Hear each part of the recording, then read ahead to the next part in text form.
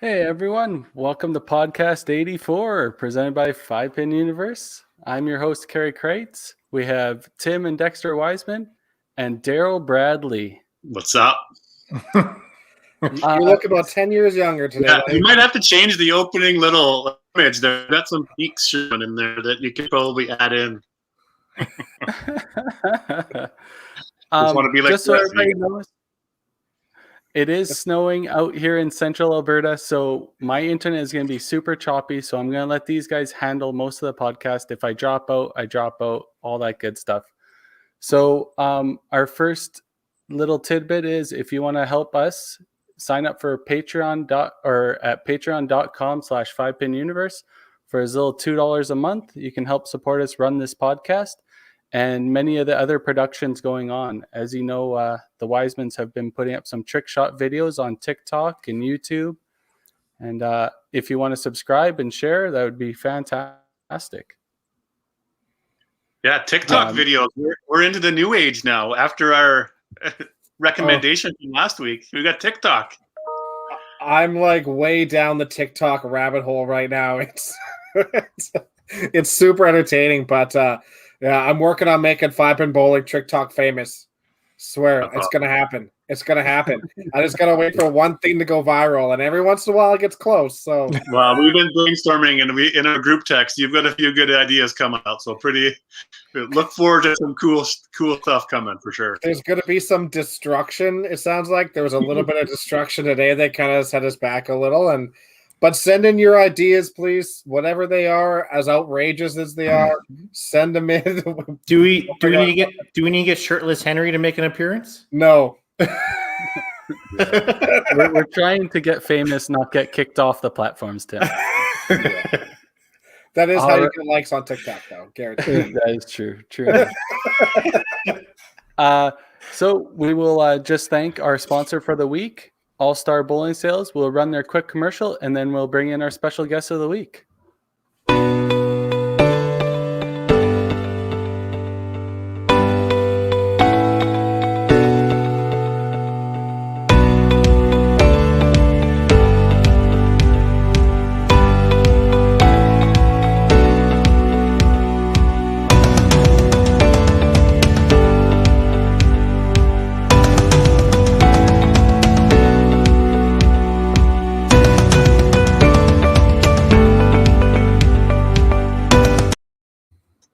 All right. As we bring in our special guest here, we are sure she doesn't need any introductions, as most of the people in the bowling community know who she is. If you're tuning into this podcast, you probably already seen who it was on our intro here. We have Hélène Godmaire. Yes. Hey, how's it going, Hélène? Good, thank you. And this is going to be a bilingual podcast because we're going to attempt to do some French into this as well, right, guys? Really? We. Oh no! Yeah. It's done now. That's it. Yeah, that's all I know. I know a few things, but the moment I know is can you go to the bathroom, or can I go to the bathroom? That was my key thing I learned in junior high French, right? Yeah. Est-ce que je peux aller de salle de bain? That's all I can say, right? And I'm on the Well, thank you for joining us, Hélène. Really been looking forward to it. Don't be too nervous. It'll be okay. I promise. I'm sure. We'll keep Tim nice and sane for you this week. This is super excited to have you on, obviously, Hélène, as one of the all-time greats of the game, and still lots left to do, I'm sure, in your career. But I know when we were talking about who to have on, that you're right near the top. So I'm glad Tim was able to get a hold of you and get you on here for sure. So, and honestly, going through your resume is absolutely incredible. It's incredible, insane. Yeah. So things that everybody aspires to be is really what your resume is. First, I guess I had a lot of opportunity to go to nationals, so it helps when you get there to do something good. Totally. Yes. Let's first we want to obviously talk about COVID and your work, sort of day-to-day life. We sort of always start off with that. So can you share with us a little bit what's happening in your world these days from a work related and COVID and how that's affecting things? Yes, like I told you, I work in a early childhood center, so all the people there have to wear masks, the glasses, and keeping our distance. It's quite difficult working with children. So Totally. yes, exactly. So it's not an easy task, and asking all the parents that come in to respect all the all that's established by the province to respects and all that. So it's not easy, but I guess we got used to it, and we just do what we're asked, and life goes on. Like, Right. there's no choice. And we were talking about here in Gatineau, in Quebec, Quebec, that we have the curfew. Everybody has to be in by 8. So it's quite like it's different. They show the camera on the highway or stuff like that around Gatineau, and there's like nobody out. It's Just a ghost town, kind of eerie, I yes, imagine. exactly. And So it's all businesses all and over. everything is shut down. Everything. Everything's shut down. Yeah, only grocery stores, pharmacy, and stuff like that, but minimum. Right. Yeah. And curfew by 8. So now, what about walking your dog or something like that? Is that allowed? That's the only thing that's That's the only thing is to do that. Is to yes. right. Or if you have to go to work, like those people who work like in the hospital, stuff like that, they need to have a proof that they're going to work or coming back from work. If not, they can get fined starting at $1,500 or so. Wow. That's crazy. Yeah. Now, are they?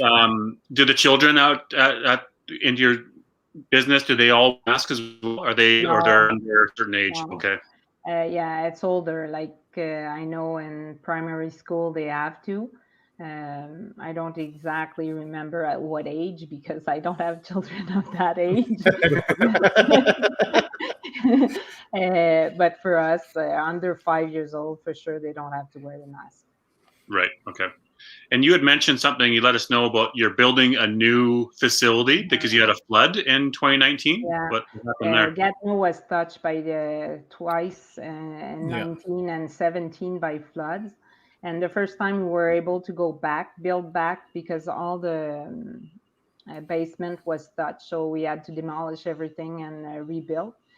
But again in 2019, because it became not a safe place to run to keep children there. So we were authorized by the government to transfer everything to a new place. So we bought a lot, and now we're waiting for the authorization permit and getting a contractor to build in the spring. Right. So, yeah, quite complicated when you don't know anything about building. Totally, but it must be nice to just. It's a big job. They give us like it's probably going to be around 1.5 million to build the building. When you don't know anything about building, it's quite scary. For sure, but it's got to be nice to like be able to do all of that, like put your hand into it and kind of build it exactly how you want it to be. And yeah, you would say that, but with the government and all the rules they have, they come in and they don't let you do whatever you want to, because the way they work, they don't want you to have a better building than the other one or whatever. So the ruling is quite strict. So you can't do it whatever you want. Fair enough. Yeah. That's unfortunate. Yes, it is. Now, is there any interprovincial travel through Quebec? Like I know Gatineau is obviously very close to Ottawa. Is there? Are you able to go across the borders, or is that you're still okay? At the beginning of COVID, we had to like they were blocking bridges, and you have to show proof where you were going and all that. But now they have nothing. You can go back and forth from Ottawa to Gatineau, no problem. Yeah. Right.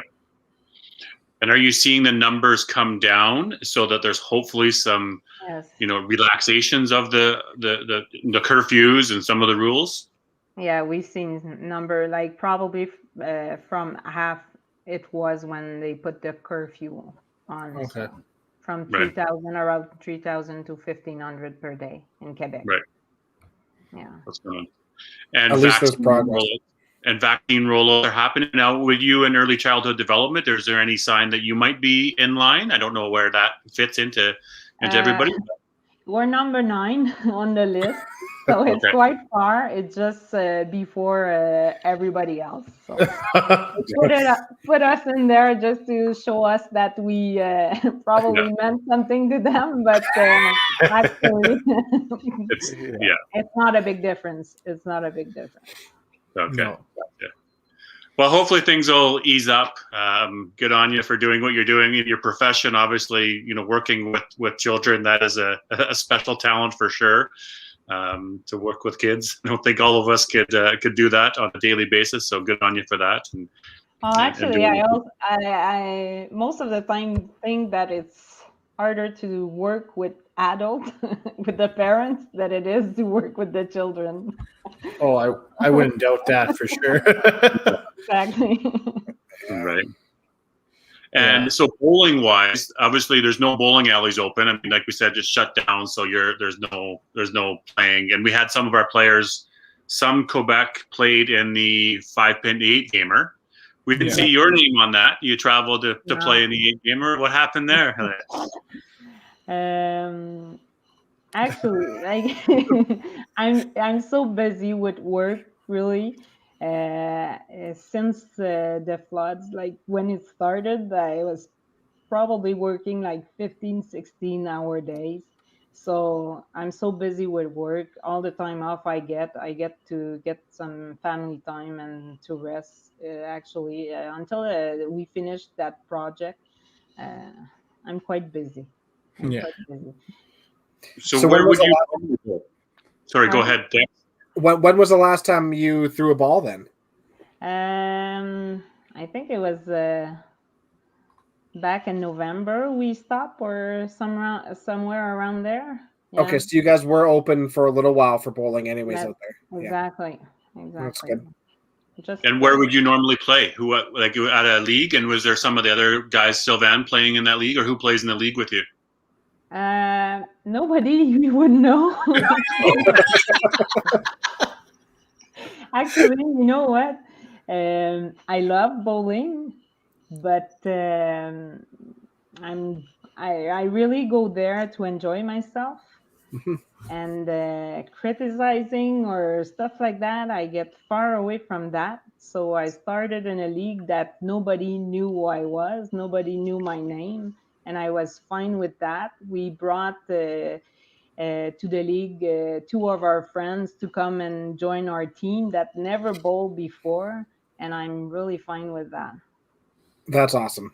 Yeah, that is a good way, right? It gave something back to me, though, watching people like with 160, 170 average, to look at them bowl and get 2 strike, 3 strike. It's quite different aspects of the game, because they're really happy about what they're doing. Absolutely. The game. They get a 200. It's like It's more fun. Yeah, exactly. Yes. Absolutely. I've always said that the better you get, the less fun you have. I think it's true. I think it is. Yeah. Yeah. So, Totally. yeah.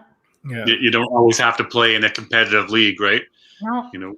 We did a league one time where I think 16 people would show up, and we just draw names out of a hat and go to 4 different lanes and start playing, right? The same sort of idea. I didn't want any of the pressure. I didn't want any of the competitiveness. I just wanted to throw some balls with some friends, right? Exactly. Yeah. Definitely something to be said there. Yeah. But let's, how about we go back to the beginning? I know that we're going to start right from the beginning. And you had mentioned that your parents, managers of bowling alley, and you had a little joke in there. But where did you grow up, or how did bowling come into your family, or where did you start? It was really with my dad. He was bowling. He met my dad. They met in a bowling alley. And after that, like he was in a bowling alley probably like 5 or 6 times a week to bowl. So it's really like that. We started like I have two brother, and we played YBC all of year of YBC, the three of us. So they didn't continue on. They played league after, but they didn't continue to compete. But that's all we got into bowling. Like, and my joke was, I always said that to everybody. I think I was conceived in a bowling alley, and I was born in a bowling alley. That's what I say all the time. What happens in a bowling alley stays in a bowling alley. Exactly. There's probably lots of people out there that feel that way for sure. But we were always there growing up, and I remember because since Gatineau's so small, we know everybody who owns the bowling alley and all that.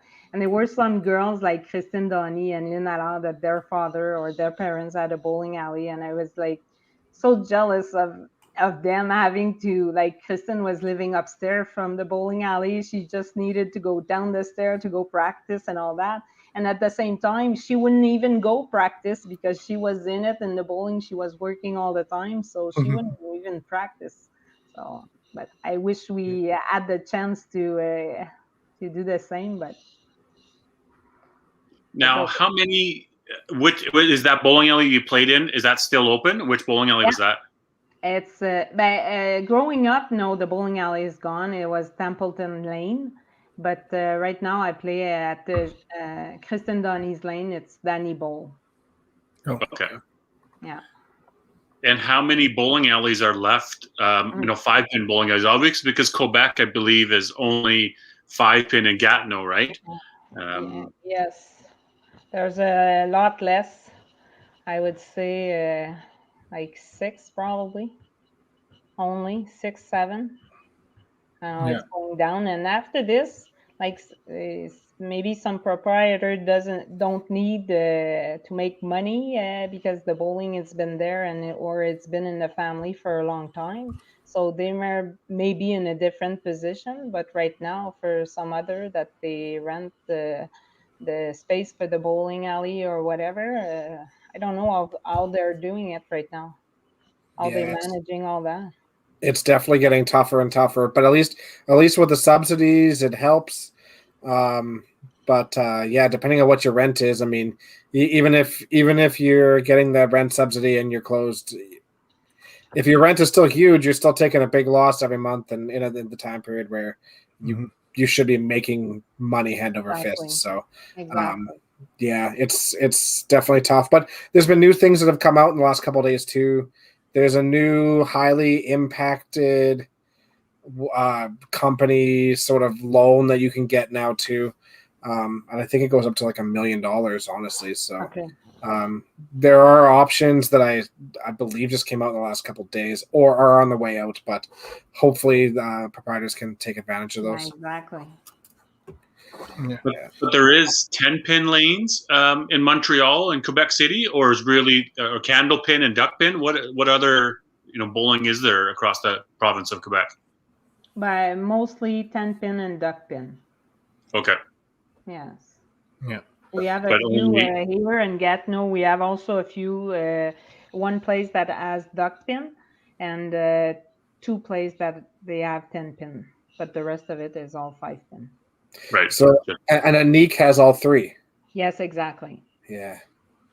That's a fun little center to go to. Yes, but at the same time, when they did that, like for us 5-pin bowler, we thought that they were not doing a good thing to the bowling alley. Like it was, I guess it wasn't working as well as we thought, but for tournament or stuff like that, Anique was a perfect bowling alley to do it. It's huge. It's a beautiful center. Yeah. Is that the one that has the 2 sides? Yes.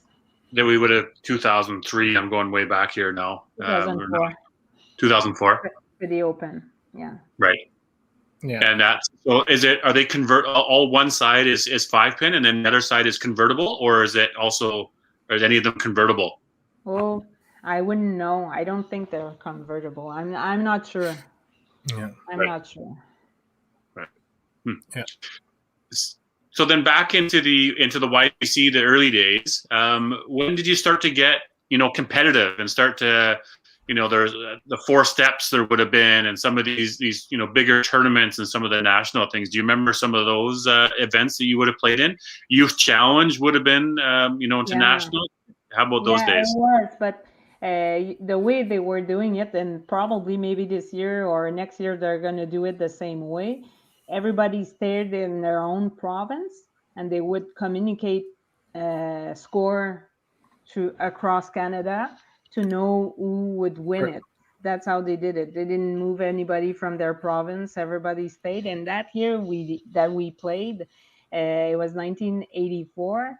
And we did play in Montreal that time. It was close. It's not called Montreal. It's Saint-Hubert.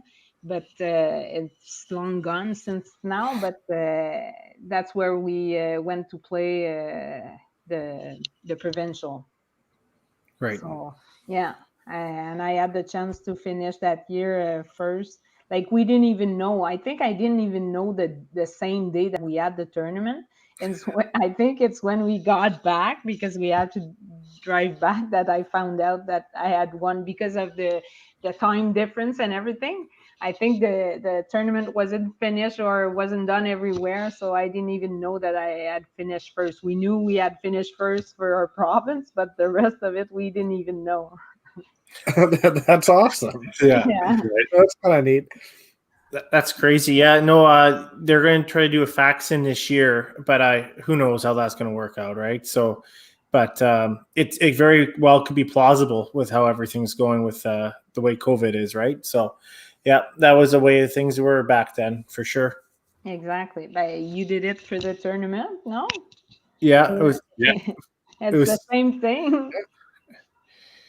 Well, yeah, Right. yeah, exactly. It's funny how things have gone full circle.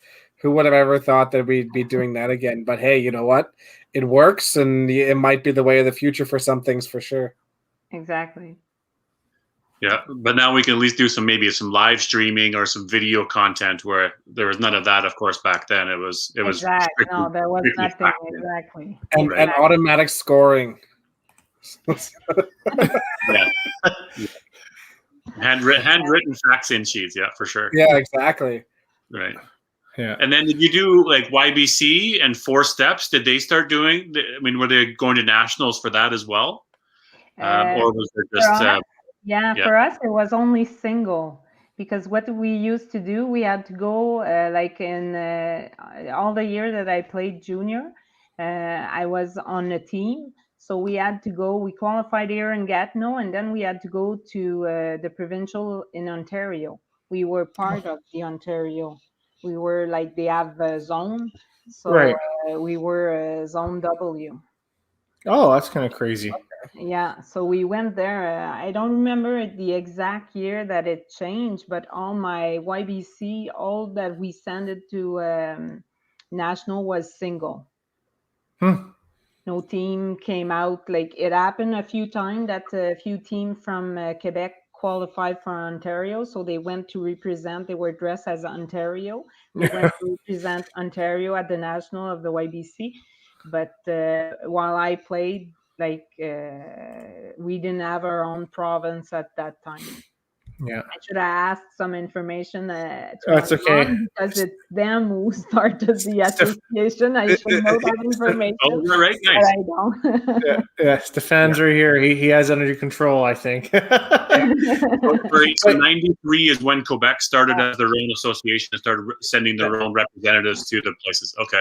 That's crazy. I never even knew that. That's that would have been a little bit weird representing Ontario from Quebec. I think a little bit backwards. Probably happened like 3 times or something like that. The team from Quebec did represent Ontario. Yeah, well, I'm sure glad they changed that, or you guys got your own association. That makes it a little bit better. Yeah, it's absolutely way better that way. And I think through the year we had the bowler to send our own contingent to the national. Like, we had the good young bowler who came out of YBC, so it wasn't a problem of having the bowler. No.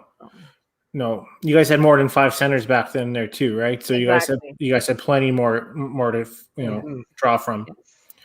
for sure. Now, was Maritimes sending, or were they just all as one sending somebody as well? How did they work? So it's interesting how Quebec didn't, but maybe other provinces did, or Maritimes. Just interesting how it all went down. Some of them also just ended single. Some other province, it was only single as well. True. Yeah, no, that's fair.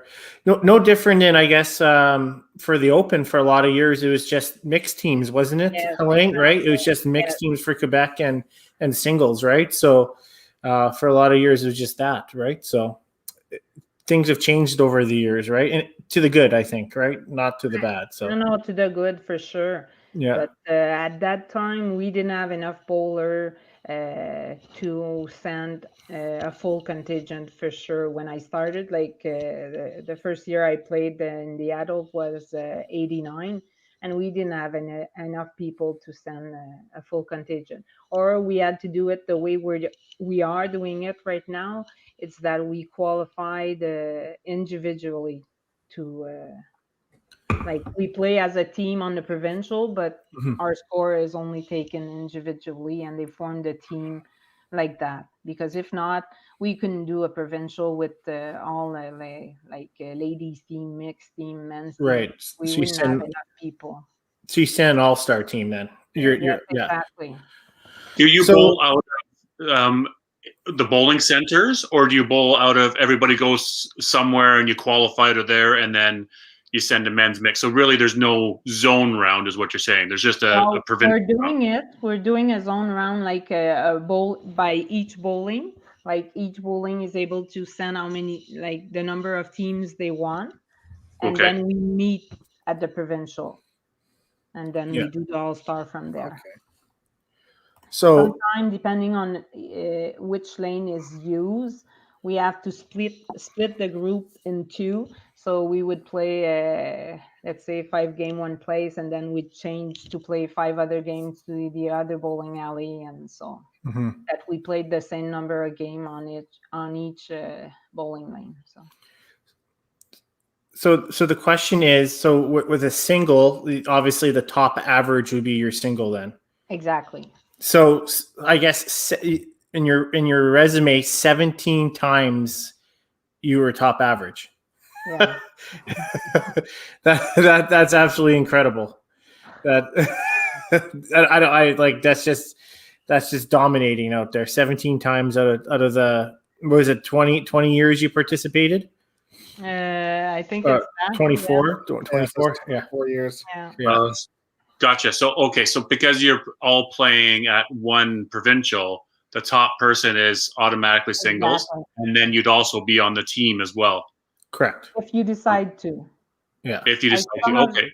Or some of the year we couldn't, because at the national there were like 30 games for the singles, so we couldn't play both at the same time. And I remember some of the time, because as well, when we were only sending mixed team, we could do both. But some of the year, the schedule for the mixed and the single were the same, so we weren't allowed to play both at that time also. So depending on the schedule. Yeah, exactly. So you could choose if you'd want to play, singles or team or sometimes. And did you enjoy playing both, or did you ever think, no, I'm just going to do the team, or could you only do singles and then somebody else would follow and play? Yeah. Yes, you could. Some of the year, because there was not enough ladies, we had no choice. I remember one year in particular, I had a knee injury and I won single, and I wanted only to bowl single, but I couldn't. They were missing a lady, so I had to play both. So depending on the year, like I remember, and even before, single was only 15 games. Not that it's a big difference between 15 and 21, but bowling both, seeing the difference and getting older, I saw the difference, the 2 games different. And even in my scoring, remembering like the score that I had, if you look at the average of my last 2 games of every shift, it's not the same of the five first game of the shift. I struggle sometimes to finish, especially like the single always finish on the Friday night. So the last few games that you have to play when you bowl every game in the team event, it's quite difficult. Yeah, it's a marathon, and it's mind blowing. You know, you have all these people that don't think bowling is a sport. I would love to see them, try to go do that for a weekend and see how they feel after. Honestly, that's incredible, Hélène. And not only that, it's all the like I always put a lot of pressure on myself, and I want to do well. And I love to play last on the team, so you get in a position that often you have to play for pinfall, and it's good if you make it most of the time, but when you don't, to come back every time from that, or it's difficult. It's difficult it's difficult on the body, but it's difficult also on the head, I think. Emotionally draining, absolutely. Exactly. So. Totally.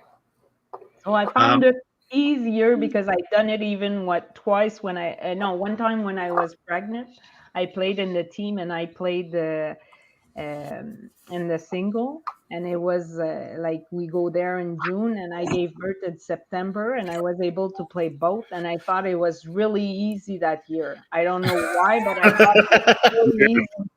And some other year, I'd say it's not that easy. So when Weber was complaining about it a couple of years ago, he should have just got pregnant. You're telling me? I remember that year when I played, because it was when we had the mixed team, so I was playing on the mix, and some of the guys there were complaining because they were saying it was unfair because I was playing in a mixed team and I was as well as single, so I shouldn't be in a mixed team. And this guy said to them, well, she's pregnant and she's playing all the matches in the team. She's playing all the matches in the single. So if you can't handle that, pack your bag and go back. Absolutely. Yeah. So absolutely, this is a national championship. You should be playing all the best players. Exactly. And if you're going to complain about somebody playing because you're afraid of them, that's your own problem. Chelsea has a good comment or a question there. Is how many Masters and Open appearances? Well, we've got the stats here. Do you know the numbers handy, Hélène? How many times you played in the Open Nationals? I don't remember. I have numbers. You wrote down, So 17 times as the single coming out of Quebec, and 20 times as a team for the Open. For the Masters, we're going to get into some details there, but you played 16 times as a Master, so that's 36 times to national events. Pretty solid. Well, at least. Yeah.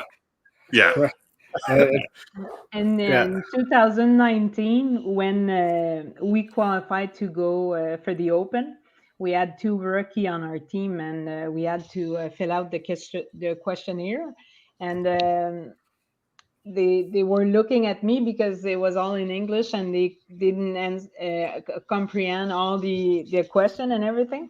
And she said, "What number did you write there?" So I said the number of time I went to national. She said, "It's not even my age."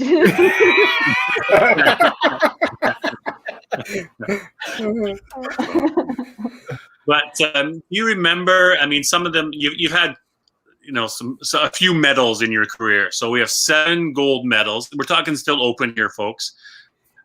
Stick on the Open for a little bit here, if you don't mind. Is 7 gold medals, 9 silver medals, 6 bronzes, and 9-time national all-star at the Open. That's pretty spectacular. Can you share some of the highlights of some of those medal winning teams, whether they're gold, silver, bronze, maybe some heartbreak in some of those years, or some of the excitement that you had? I do remember in nationals when we won as well, and the Quebec ladies in there, and that's where I got indoctrinated into the ladies singing of the song in the champions room. So. Was it in Ottawa? Was it in Oshawa that you? Vancouver, Surrey was my. Oh, wait, 2003. No, Yeah. Surrey. No? Yeah, 2003. Yeah. Oh, yeah. So, Yeah. Yeah, Surrey, 2003. Yeah. right. I say But one of the Quebec best, song was. Yeah. Yeah. It's a good song. If you don't drink too much, you rather sing it than doing it. Yeah. Yeah. One of the best year actually was 96. It was the first time Quebec won gold in a mixed team event or in a team event. We didn't have any other team than that. And for me, I remember playing the provincial because at that time we would qualify as a team. And I remember the provincial getting into the final. I played really bad, like probably under 180 for the final. And I got to stay all the frame to play that. And I remember saying to my team that I was sorry to have bowled that, but so happy that they won the match for us to go to national. And I said, when we go to national, I promise you, if we get to final, I'll play well. And that final, it's where I got my 11-21 for 3 game in the final. Yeah, semi and 2 game in final that we had to beat the Manitoba team twice to get the gold medal. Yeah, yeah. It was just saying that and getting there and doing it. It was crazy. Yeah. 11-21 triple. Yes. I had in the final a 393 and a 425. Wow. How did your team lose the first game with you shooting a 393? Was it a double? We won. No, we won. We had to, of course. Yeah. But after, like, I was playing first in the mixed team, and after 2 player on my 424, we were behind. If you add up the 2 first player, I had 425, and we were behind in a pinfall after 2. So, wow. So that was pretty amazing for us to do that. And we just made the cut. They were only taking top 3 team at that time. We only made it like we had to win. I think we won like the 9 last game. We all won pinfall to get into that last spot available. So it was kind of a crazy event and doing it. And that's good. It's a luck of my life. There was a guy there from BC, and I don't remember his name, but he filmed all of it, and he gave me the tape of all those games. Yeah. Wow. So my parents weren't there, so I was able to. He didn't give it right away. He took my information. He said, "I'm gonna send it to you by mail," and it never came. So I said to my parents, "Well, we're not gonna get it."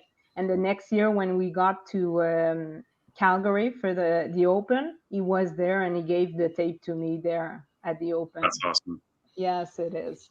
That's so cool. Stuff like that is what people need to see. We need to see that video, right? We need to find that video for us, Hélène. Yeah. I totally agree. That is something that we need to try to figure out. Carrie's got a question in there, and with Hélène saying her triple there. Does anybody remember, or do you know your high triple? Nice to see some scores coming in, if you don't mind chirping in from there. Hélène, do you remember who were on that team that you would have won nationals? We'd like to hear names. Yes, Sheila Carr from the C5 was playing with us. It was another player. She's not playing anymore, but her name was Suzanne Dubé. We had Maurice Giroir, Dennis Bornek. Dennis, I don't know if you know his name, but he was our Quebec representative as a single a few years. He was 91, 92. And he's been, the year I went to CBC, he was there with me as well. It was Marc Madar. You know Marc? Yes. Like, he's not playing anymore competitively, but he was a big part of our province and a big part of the win we had in the team, in the mixed team. And the other one was Pierre Gingras Yeah. Mark was a C5 national singles champion, right? that year. Yeah, Yeah. exactly. Exactly. Nice. So And then we that's saw why they were Don, complaining. and then Don Sim had the comment that you came back to Calgary in '97, and then Yes. you won the mixed team gold as well again Yes. in that year. Yes. Anything stand out from that year was that you remember? The people that were with us. Oh, that there? was '97 in Calgary. Oh, Yeah, do you remember yeah. same type of team, or you would have played some regular people, or there was a little bit different people, I or did you was, beat your 11-21 in the No. finals there? No. No, in '97, I think it was that year. I think it was. I try to remember. Yeah, it was that year that they decided to have a side A and a side B, and Yeah. we didn't get the chance to play against everybody. We had only a few teams that we played against, and I remember actually that BC was in the same group as we were. And I think they beat us like 5 times out of 6, but we still ended up with the goal. And I think they ended up like with the bronze or something like that. Yeah. Right. So, yeah. I was looking back and looking through the stats on the C5, trying to do some background work on your stuff, and I noticed '97 was the weird year because it was 96 back. You had the top 3 for step ladder, and after '98 they went to top 4, I think it was. But '97 they had the brackets where it's like they had half pools, Yeah. I guess you can say, right? Exactly. And they took the top 2 pools on each, and then they made the top 4 of that. Exactly. Yeah, it was a little bit weird, right? So, yeah. Yes, because you don't get to play some other team. We didn't even get to see the other bowler and play against them. No, depending on which pool you ended up. I think I don't know how they did it, but probably Probably. yeah, exactly. So I'm really glad they changed that. That seems Yeah. like a travesty, honestly. it's not good. I'm sure that there's a reason why they don't. Yeah. Yeah, I mean, half the fun of going to nationals is seeing everybody, and if you don't get to Exactly. see it, that's a travesty. So that, Yeah. and I've got to say, I am so impressed with everybody's memories. The fact that you can sit there and even rattle off the names of all these people. You've made nationals like at least 36 Yeah, I know, times. but it was quite a special year. I'm telling you. Ryan looks like Ryan O'Callahan has the highest, 1348. It looks like. Yeah. Another in the basement. Oh man, for sure. Another perfect game. Yeah. And the only one I forgot, it was our coach. And I like when I send you some note, it was Yeah. Pete Blount from Quebec, who Yes. won probably the most gold medal as a coach, also from Quebec. For me, it was like he understood me. He knew what to do, what to kick me in the butt or say something to get me going. So. That's But how about let's go into the 2000s, into this last there. What about some of those wins there and some of those years? Do you remember the years, winning some golds? Share with some of the info there and some of the team members you would have played with there. Yeah. I'd say in the ladies team, the 2 goals we won in 2003 and 2004 were quite special as well. Because I'd say in 2003, we didn't have, not that it wasn't a good team, but they were inexperienced. It was probably a few of them their first time being to national, or if not, their second time. And it was funny because it felt like I could make them believe some stuff that because I had experience, they would believe me. So we would get against some team and they would ask me, this girl, oh no, I never seen her before or stuff like that. It's Karen Armstrong. Yeah, exactly. But just for them to be bowling their game and not focusing on who they're bowling against. And really, we didn't have the strongest team. I know that, but we worked so well that year as a team that, I remember I think we didn't even have to play the last game, and we were already first in the total of points. So that one was really good. And the year after in Gatineau, it was 2004. I don't know if you looked at the stats, but all the 4 teams for the women's side, we were top with 77 points. There were 2 teams at 16.5 and 1 team at 76.5 and the other team at 76. Wow. So all the 4 teams that made top 4, they only have 1 point difference. So it was more exciting waiting to see who did go on top at the last. We were all waiting to receive the official stats. So that was quite exciting. That's amazing. Yeah. That's what people dream of. Like Yeah, that is exactly. that's the level of competition you love seeing. Yeah. That's so cool. Yeah. If you're first, you're happy. But if you're fourth, you're like, right? You got to run the ladder. Yeah. And Yeah. that year we had, I remember Marie-Josée Thibault. She's Bruno Cécile's wife. Marie-Josée bowled, I think it was a 418 for us in final. We didn't have to bowl. Like, we just were looking at her bowl, and all the excitement was there just to see her throw every shot, the same shot. So it was quite a good year that year too. That's Fun. amazing. Yeah. I don't have the number here, but did you ever win a singles national gold medal? Hopefully I didn't bring up a sore spot at all. 2005. Okay. 2005. Good. Yeah. Okay. One I know. of the worst year I played in single. Worst year. Yeah, I didn't play well at all. Tim was doing the research, like you said, and he was sending some of the stats of the qualifying. Yeah. And we kept noticing that you were always first overall in the qualifying, but when it comes to the step ladder, unfortunately, you weren't successful, and you ended up with the silver. So listen, we're not bringing this up tonight. We said we're not talking about this. Yeah. Right, you didn't we're not bringing up Jennifer Marshall either. That's what we said. We're neither those are 2 topics we're not talking about. So yeah. But one of the worst year was the first time I made single. That was like you were asking about medal. I in '92 we went to Sudbury, and I remember the practice started, and get at least a good 10-minute practice. Didn't throw a shot on the middle, not one. So I go back, and then Sudbury at Plaza Bowl, there's like a long bench there. My mom was sitting there. Go sit beside her. I said, "Mom, what the hell? Why am I here? Like, I can even hit the middle, not even one shot in 10-minute practice." So anyway, get cooled off a bit there before we start. We start the game. I had my first game 403. Like, I go back to my mom as now I'm really nervous. I couldn't touch them in all practice for sure. Like, I was questioning why I was even there.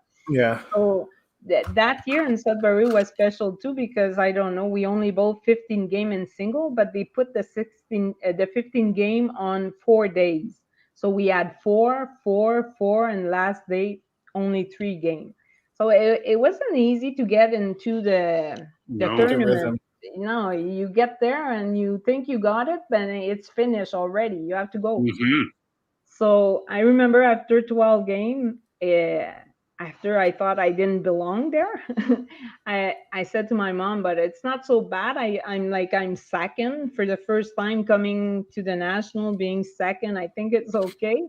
And she said to me, "If you think I came down to Sudbury to see you finish second," she said, "You're going to get up tomorrow and you're going to finish first."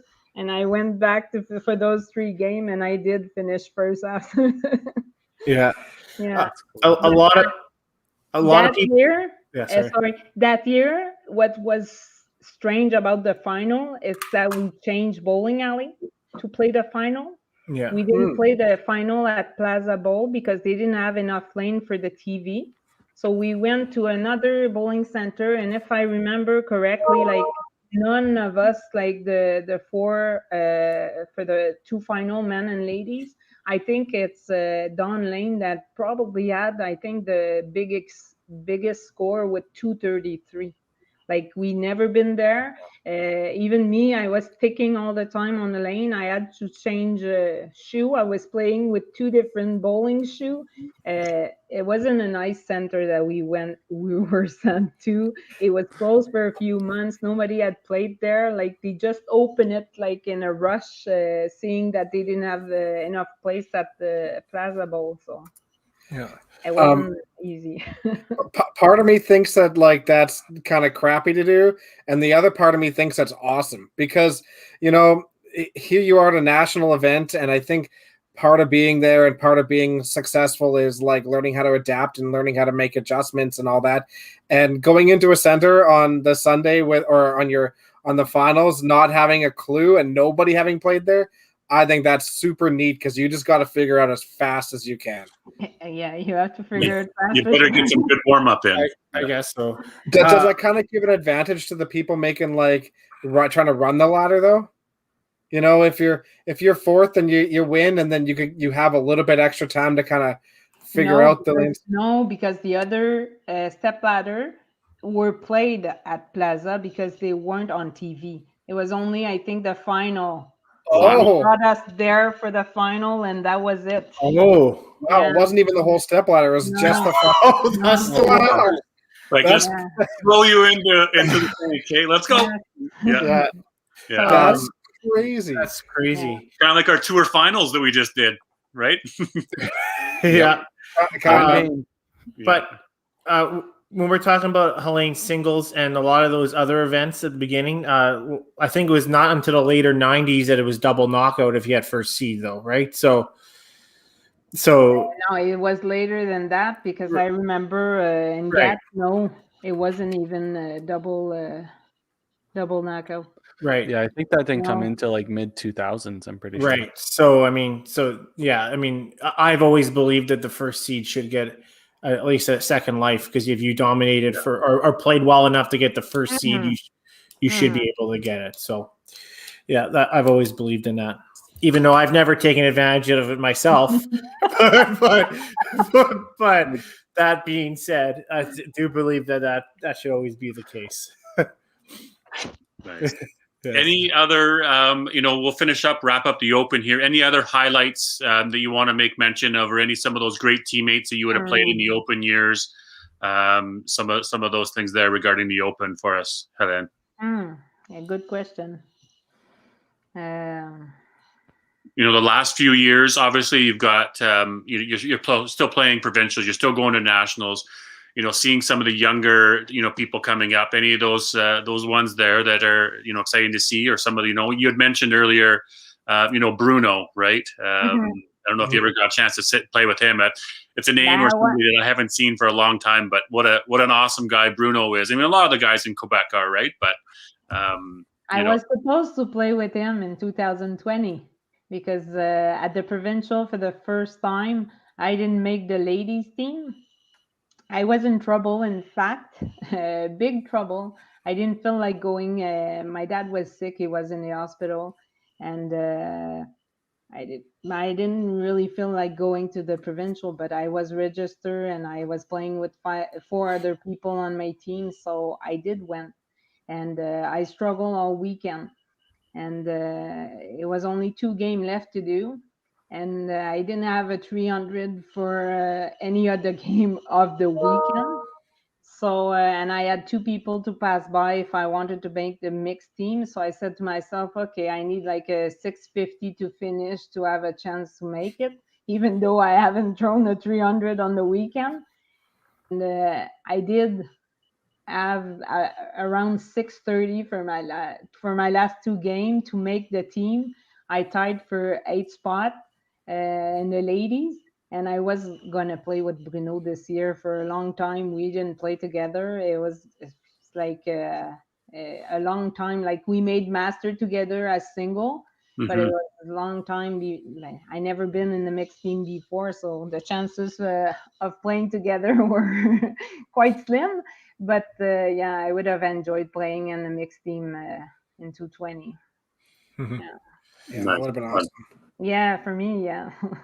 I always loved my mixed team.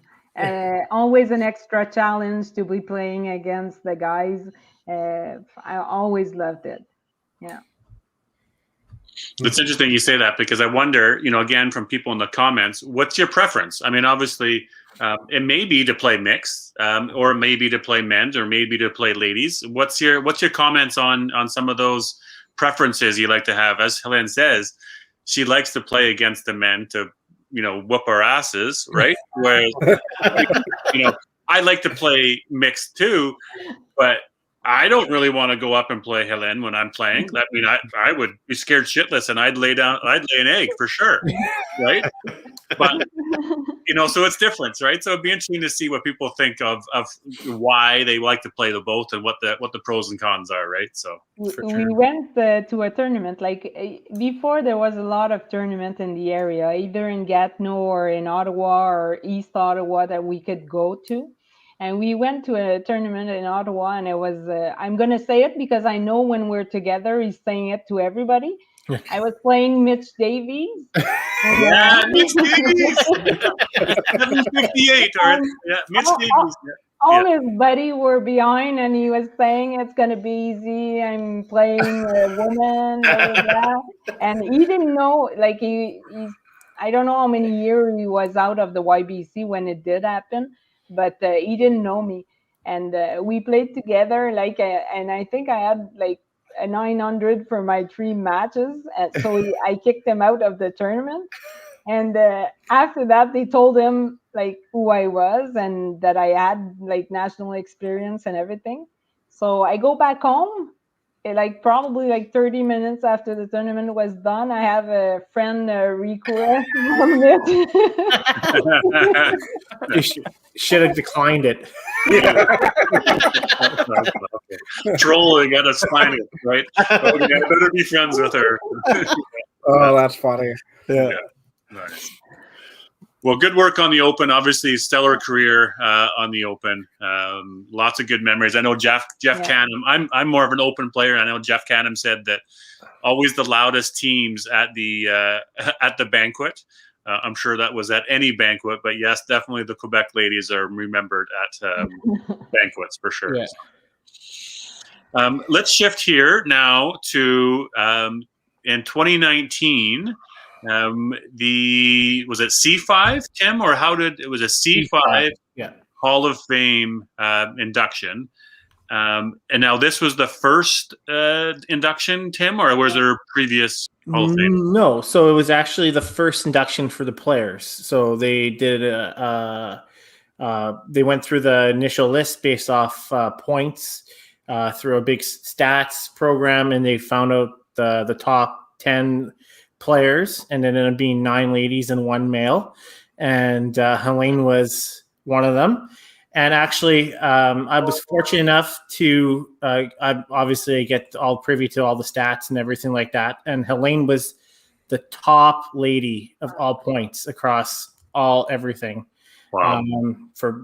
In recorded in Canadian history for C5 points. So she was elected to the Hall of Fame based off of that. So it was quite something. And she has almost the most amount of games, actually, by far. If you look at it, games played, she has like 200 games played more than anybody else in the event. 650 games played. That's absolutely incredible. So, absolutely insane. So, just crazy. Do you remember receiving that, or of how that went, Hélène? Share with us there. Actually, I think I was, because when we got there, we knew that it was going to happen. But I remember when, because for us here, it's Nathalie Trudel that was in charge of the C5. And when Nathalie called me and we saw each other at the bowling alley, and she told me that I was going to receive the award. So I was really surprised, and I said, really? And she started to name the people that were also on the list. And she said, why are you surprised? I look at the list you're just telling me. I said, she said to me, Hélène, you're not just on the list, you're like on the top of the list. And I was, what? I was surprised myself. I was surprised myself with all the good bowler that I met over the year. Like I said before, we're a small province. We have more opportunity to get to national, especially doing the All-Star. It's easier for us to get there. But I was really surprised at the same time. I got shivers even when you just said that. Like when Natalie says, "Why are you surprised? You're not just on the list. You're the top of the list." Actually, I'll tell you that I think that I'm an ordinary bowler. That's how I see myself. Just modest. I don't think I'm not. No. Yeah. Very humble. How it must just reading through the list of the details you sent us, and the one thing I noticed is one of the idols that you listed was Diane Violini. How cool was it to be inducted at the same time as a person you consider an idol? That's amazing. For me, she should be on top of, like, I should be at the bottom. She should be on top. I remember playing her for the first time. And before even going to national, I heard about her. And I played her in the Masters in 93. She beat me the 3 matches I played her. I felt like she was playing me and she was like, I had to go play and I wasn't even ready. I felt like I did play well, like good games, like 260, 270, but she got me like every match. I couldn't, like, I think I was too impressed with her. And then the next year I came back to Masters, she was there again. And I had the advantage on the 3 game that we played. The first time, oh my God, no. Like, Tim, do you have that list there? Can you share with us who was the initial players? For bowlers, it was Helene, Karen Armstrong, Sandy Anderson, Chris Monchok, Natalie Trudell. The only male was Bruce Mortar. Connie Ward, which is also one of Helene's idols. So that it was kind of fitting. Alyssa Rack, or Spark, Diane, and Barb McLaughlin Hamilton were the top 10 that were put in. Also with them for coaches was Dylas Turner from Manitoba, Daniel LaMarche from Quebec, and Lynn Howell. And builders were Shirley Bird from Saskatchewan and Sheila Carr. Awesome. That's a pretty cool list, like you said, Dexter, to be looking at lists and seeing who's part of that list. I mean, Ryan O'Callahan says they're both of them on their Mount Rushmore. That 10 list of initial inductees is pretty special for us to be looking at. And amazing, it's 9 ladies. Yes, everybody was there also at the national, and we had time to mingle a little before the presentation, the award night. So it was really nice. Really so nice. 9 ladies and Bruce. Yes, exactly. I'm sure is fine with. Right. So we were in the same room as the gold medal. So we had more people there then. We were fortunate enough to be in the room with you guys, I think. Bruce came up to me. He's like, I'm one lucky guy tonight, I think. So.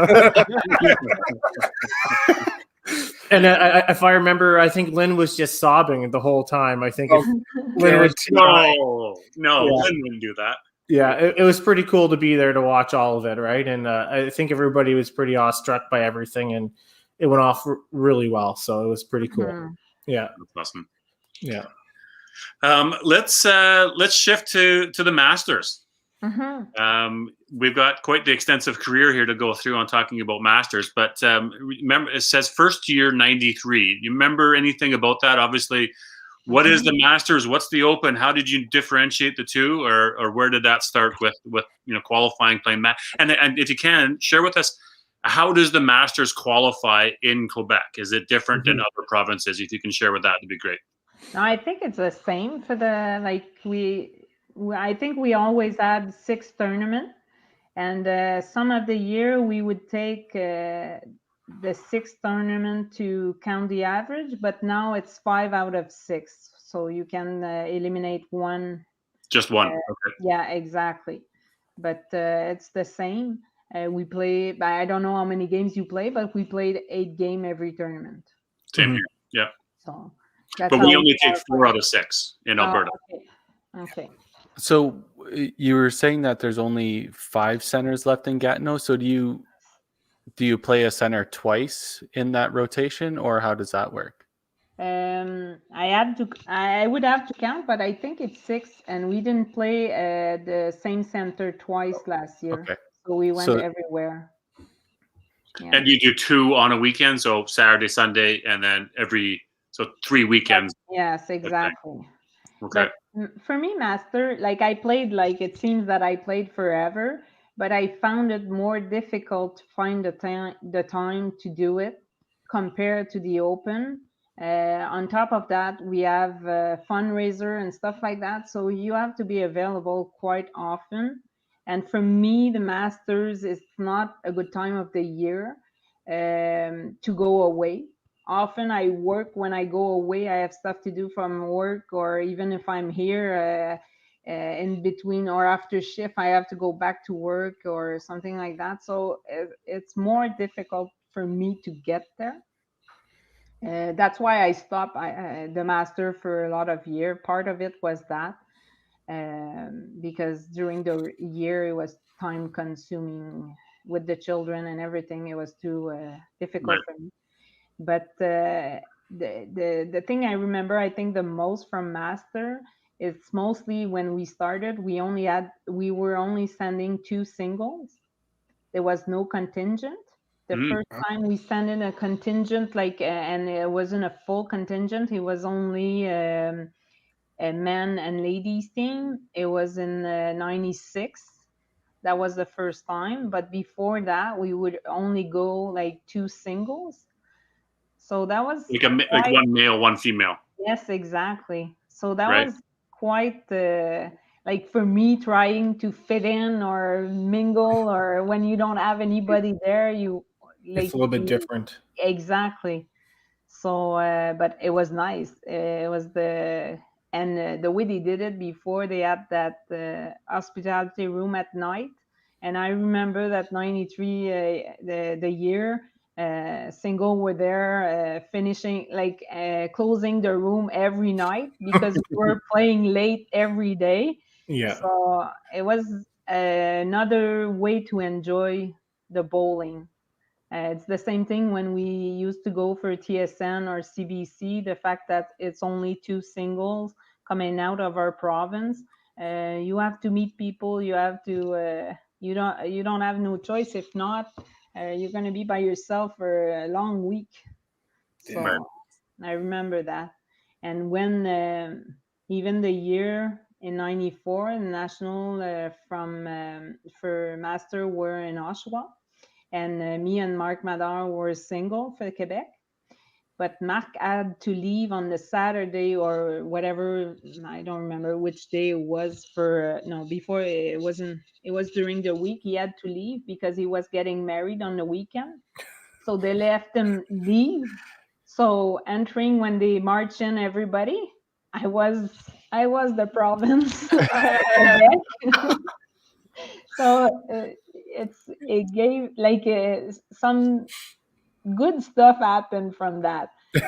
When you're by yourself, for sure you're gonna meet people because I think they took pity out of me and they came and I met a lot of people from that time starting there. Yeah.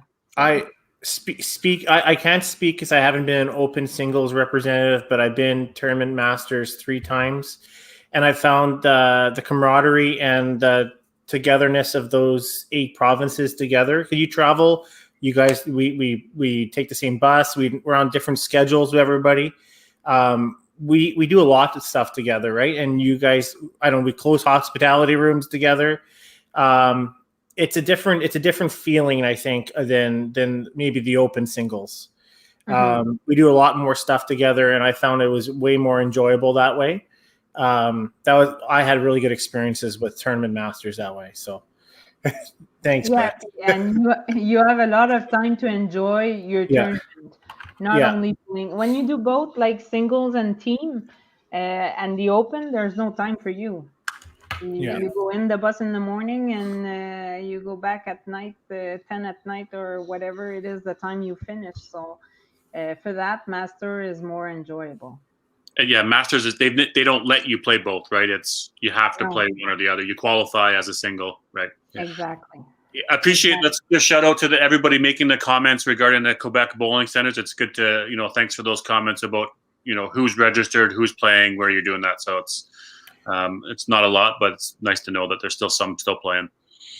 But do you remember? We have 4 silvers and 3 bronze medals. Were those all singles, or were there teams? No, there was team, and I think those medal and team, they were big for us because I think in the master we like Quebec ladies. I think are better. We have better team in the open that we have in the master, and we got there not with the strongest team, but we played as a team and were able to beat. Some excellent team there. And I remember because for me, growing up, like I said before, we played like I had the chance to go play in Ontario and all that. So I always thought that Ontario had a tremendous ladies team in the Masters. Like they always, I would have been honored to play with them. And I remember one of the year we finished on top of Ontario, and my friend Joanne Nadeau was on the team, and I couldn't believe it. Like for us, it was a silver, but it was more than that. To know that you finish on top of people that you admire for a long time, and know that how they are able to bowl. So that's, I think the medal in a team event meant more to me than in the single event. Right. You had mentioned there, Joanne, again, you had let us know back in '97 is when you moved to Montreal and the bowling center. So then you traveled. You need to share that with everybody. The first year we traveled, we moved in August of '97, gave birth in September of '97, and the week after we were going back and forth every Friday night to come down to Gatineau to go to bowl. We were in a league here in Gatineau. So the first year with one child, it was easy to do everything. The second year, there was already a second child. That was not that easy to do. So I called up Joanne and said, you have a night for us to go bowl. So every Wednesday night, we will go down to Alexandria. It was about an hour from where we live. And we were go down there every week. And I remember we missed one Wednesday because I gave birth. And the next Wednesday, we were back to the bowling alley. Wow. So it was quite different. Like when we got to the bowling alley, we got to appreciate why we were there and like enjoy really the bowling. And even when we would come down here for the tournament, it was like our time, like at least my time, because my husband at that time was playing as well. But it was our time to be like doing what we wanted, because the rest of the time it was for the children, for work, for the house and everything. So coming down here for us was kind of you better enjoy your moment because it's only lasting one day, and then you have to go back to your routine, and you have to make the effort to come down to Gatineau all these time. Like I said, master for at that time with 6 different weekends, because before we didn't have 2 tournament on the same weekend. So it was really 6 weekends that you have to invest. So it wasn't easy. Yeah. It wasn't easy to do. Sorry to interrupt, but DB had mentioned we're going to have a French segment here. And Sylvain put a comment in here, and with 4 anglophones on the call here, I do not understand anything. I thought that was German. No, I see that, but I know that part. Even me, I don't really understand what he's saying. That's common for Sly, is it? Yeah. Oh, that's funny. I can't say that because we're gonna talk about him later, because I put him in my his name is on my sheet that I gave you. I put his name up, so even though I say something bad, it's gonna be okay. Oh, well, we'll say that. Get ready, Sylvain. You're coming up, but Exactly. but you had mentioned though with the Masters and the 6 weekends or the 3 weekends, and I think that's probably a common across the country is that it is a lot more of a commitment to play the multiple weekends. However, you end up with the all-star team. You end up with a better team per se, rather than just your zone playing, right? So you have to make the choice of committing the weekends to play on the ultimate top team, or the Open is it's a different event, right? Yes, exactly. But for us, we have the All-Star team in the Open anyway. Right. Yeah. So we get more people in because it's only a weekend. So that's why I think it's like kind of reverse from the other province, because you get probably your better team on the Master and we get our better team in the Open. Right. So yeah, because except for Edmonton, you always get a good team. But because Master, what happened? It's the fees also. It's right. quite expensive to be bowling all those tournaments, and so people rather play, I think, Open. It's easier. We're fortunate out here. We have great funding that covers most of it, to be honest with you, on a national level. So if we go nationals, our hotel rooms, our flights, everything like that's covered. Wow. So for us, I mean, it's just our provincial costs, and even some zones are even covered at that expense. So, I mean, for us, most of us, if we had a choice between Masters and the Open, it's just basically a time constraint.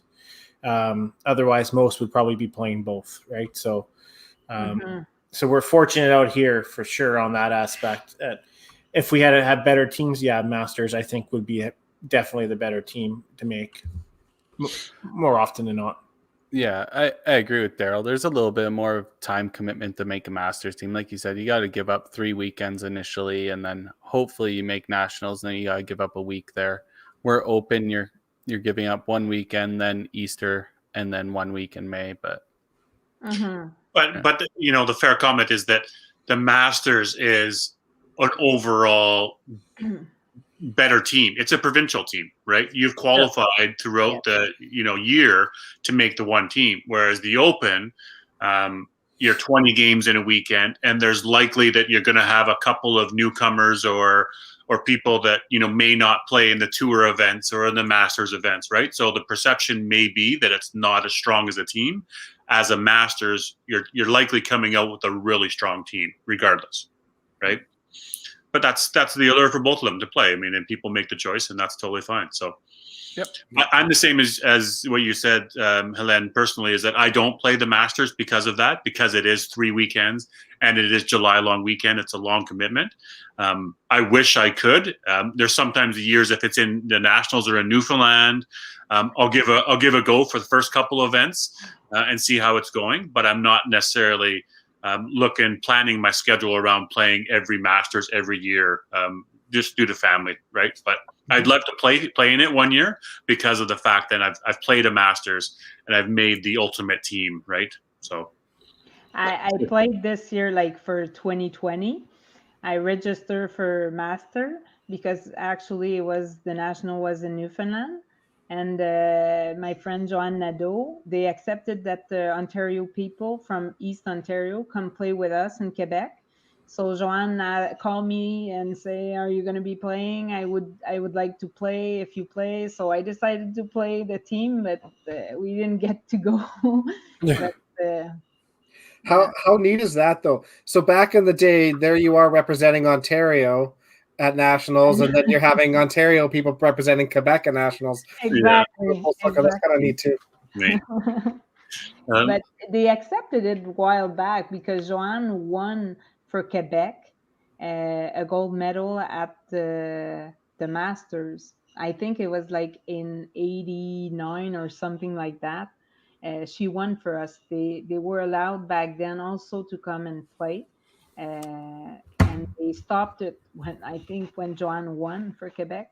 since she was from Ontario and she beat the girl from Ontario in final. I decided to change it after that. I don't know, but yeah. Let's go to CBC TSN. And you had mentioned a little bit earlier about playing a tournament, and so obviously it's unfortunate that there is no more TSN CBC. It was a big investment to do, so that sort of dried up. But what about some of those experiences there in qualifying? How did qualifying work in Quebec? And do you remember some of the events you went to there? It was a 10-game qualifying round. Remember a few, even winning by 2, by 5. It was I don't know. Seems that TSN was always close the qualifying round to get to the national. It was nerve-wracking.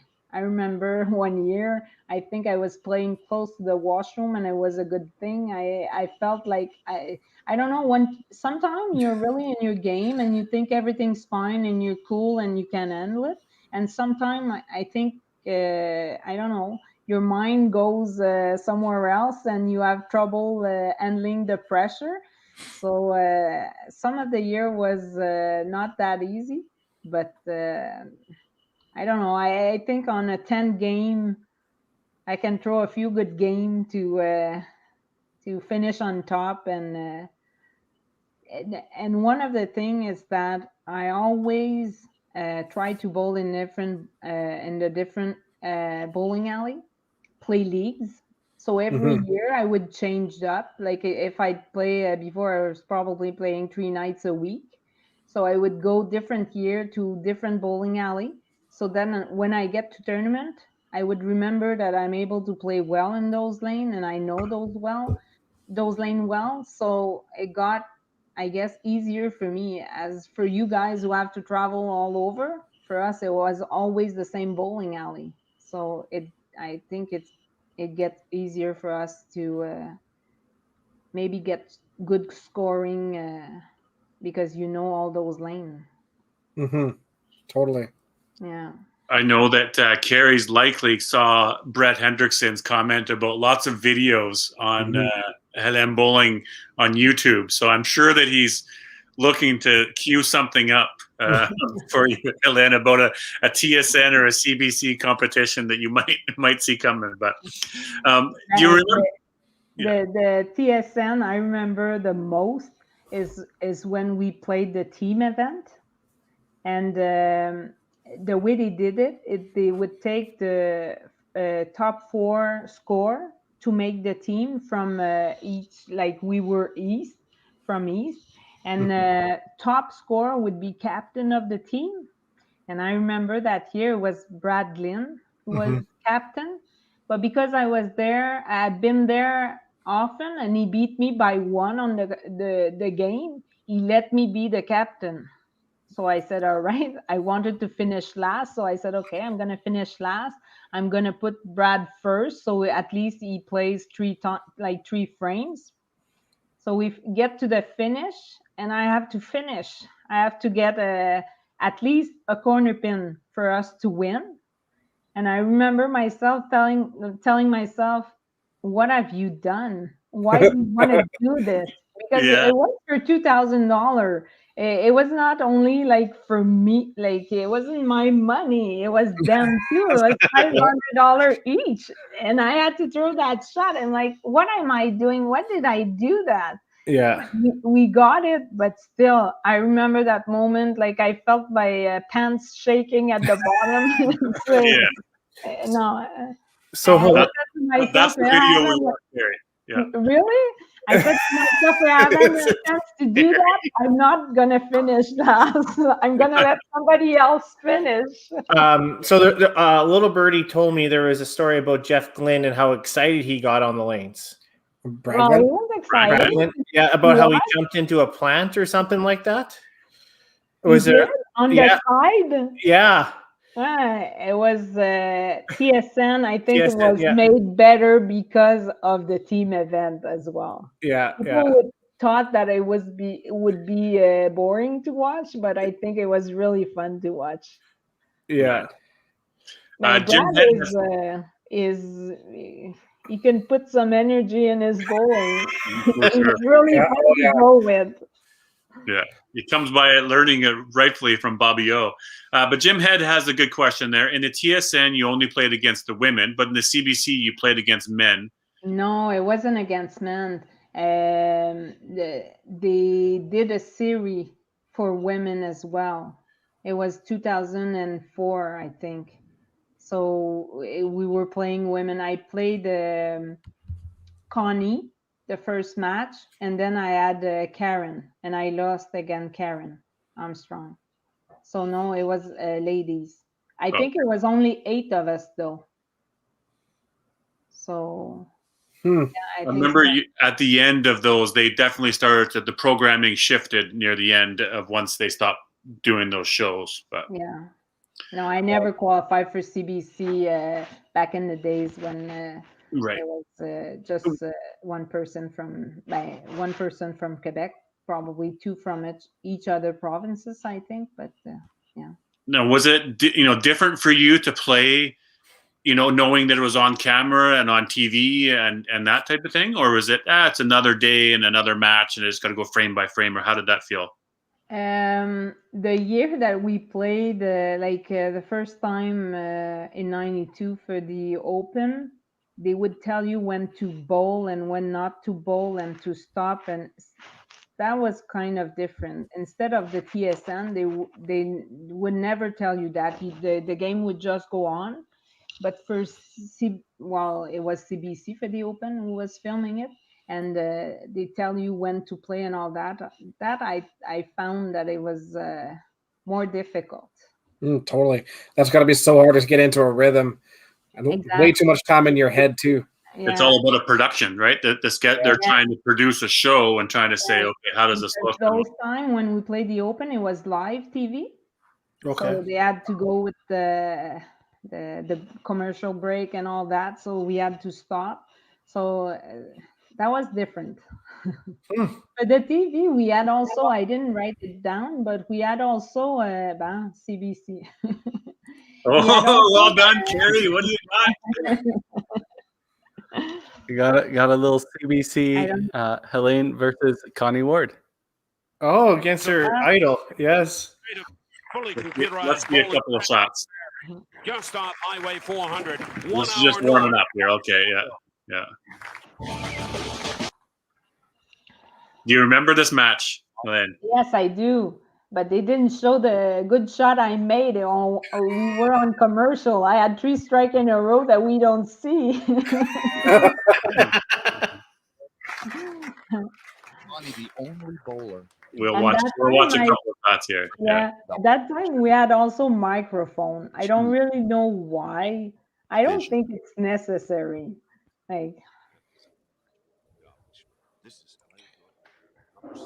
Was that just in case they wanted to ask you questions while you were sitting down, or what? No. Maybe they wanted us quiet. No bad words or anything. They could probably hear your comments. Maybe like Justin Thomas. Oh yeah, you'd lose a sponsorship for that. Yeah. That's really interesting that they have red and blue bands. Yeah.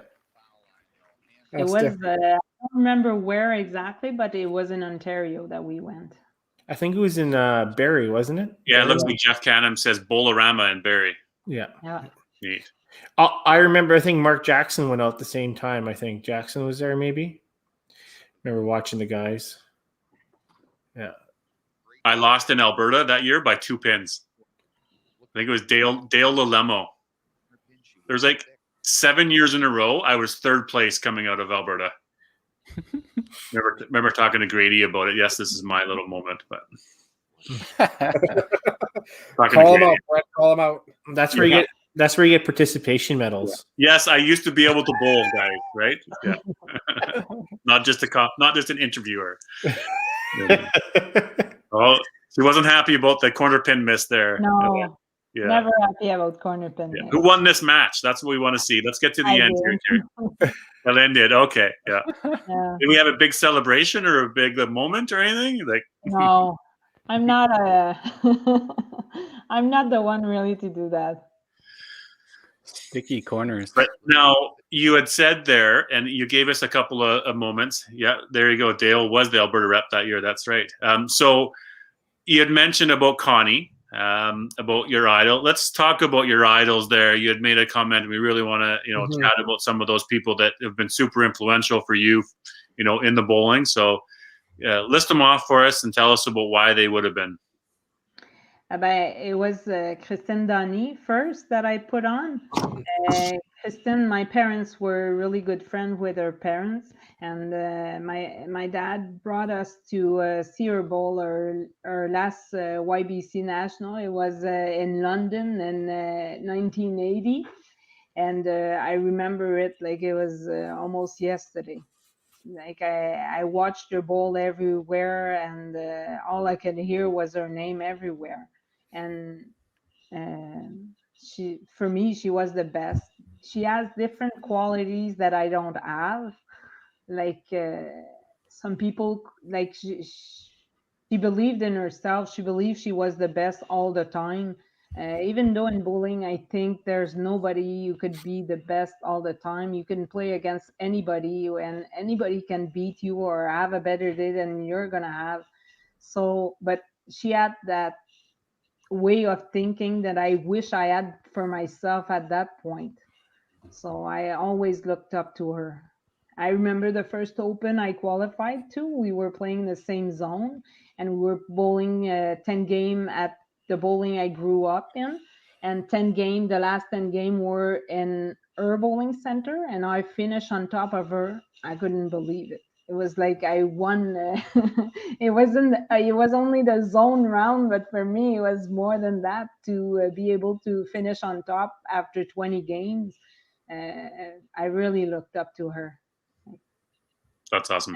And the two other name I mentioned, they were at the time playing in the Masters of Ontario, because before we had our single representative, the people from Quebec had to go play in Ontario for the Master. They were playing probably like the YBC. They were part of the Masters of Ontario, and those two ladies, Geraldine and Raymond, one year where I grew up, the Templeton Lanes, it was a men's league, only men's, and one year they were missing a team. So this one girl was working in a bowling alley, and she offered to make a team to fill out the league. So they would have 12 team. So they said yes. So she asked me to play on the team, and there was those two ladies playing with us on the team. And I remember like they weren't probably on their best year, but especially Raymond Guenette.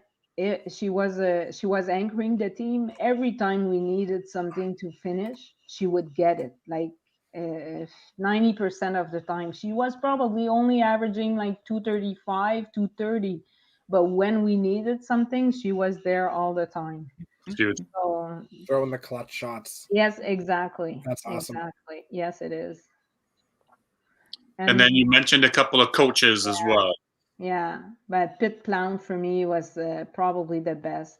He was there like when I started on the mixed team. It was always him who was coaching, and I've learned so much from him, and I always wanted to play for him, and that's something I struggle with sometimes when there's a coach that I don't really want to play for.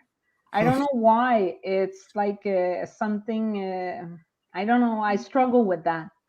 For me, it's important that I feel comfortable with who's coaching. And, but I think I have to work on that. It probably makes my tournament more difficult. But so Pitt for me was the top. And also I put down my dad for sure. My parents, they were always there for me, and they followed me almost everywhere all the time. So, and it's like I think he knew always what to say, when to say it, and it wasn't about you doing this or you're not doing that. It's not that. It's just working with my mind and saying the good stuff for me to go back out there and doing the good stuff. It's not. I think I can manage most of my problem on the lanes, but sometimes it's just a clap on the back or something like that to put you back in your game. Yeah, for sure. It's funny, even somebody, Tim had said you're number one on the all-time Yes. for the Open, and yet you realize how important it is to have a proper coach or have somebody that's, saying the right things and to you. You can do this stuff on the lanes, but there's still the stuff between the head Exactly. that is very important to have somebody supporting you in that, right? For sure. Yeah. For sure. Some people here in Gatineau would say that I've been winning so much because my parents were always there to follow me, compared to other bowler who they don't have anybody be behind them. And I think my parents were and are a big part of what I did in bowling, because if they wouldn't have been there, I don't think I would have done all that, for sure. They're part of it. Yeah. Were your parents competitive, like highly competitive bowlers as well? My dad was for a while, but he I think he listened to too many people about his bowling instead of doing what he knew how to do. And that's one of the thing I think he taught me really young, not to listen to anybody. Or sometimes I remember being coached in the YBC because it wasn't my dad who would coach me. And I would go back to him and say, Dad, he told me that. Can I do that? Is it good? I would go check on him before listening to anybody. Like, Yeah. That's very true. I mean, the better you get, the more people, and I don't mean this negatively, but the more people want to get their hands into the pie, and try to put their input here and put your input there, and there's a point where you need to be able to, like, pick and choose. Like, hey, this seems like something relevant to me. I'll listen to this and I'll take this advice and try to put it to use. And there's other times where you just have to smile and nod and let it pass through. And yeah, okay, that sounds good. And just be respectful, but like, you don't have to take every piece of advice that you get, because that's going to drive you crazy. And even me on the team, often I would like to help because I love coaching. But before doing it, I would ask the person, you need something, like, do you need help? Do you need me to say something? Do you want us to talk about it? But I would never offer help unless the person wants to receive it. Like, Yeah, Makes I sense. totally agree. Yeah. You had said that you did a little bit of coaching with your kids. Do they play? Are the kids play at all? They did for a while, but my youngest went into football, even though he weighed about 60 pounds. I let him play, but yeah, and the oldest, he played all this YBC, but they didn't continue after that. No.